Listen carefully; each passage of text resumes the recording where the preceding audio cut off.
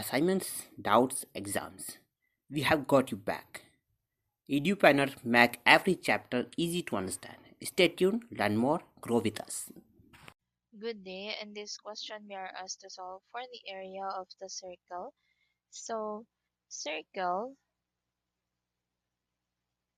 if this is our radius, area of a circle is equals to pi r squared, where r is equals to 3.1 times 10 to the 4 centimeters. So, area, by substituting, we have pi, r is 3.1 times 10 to the 4 centimeter squared. Area here is equals to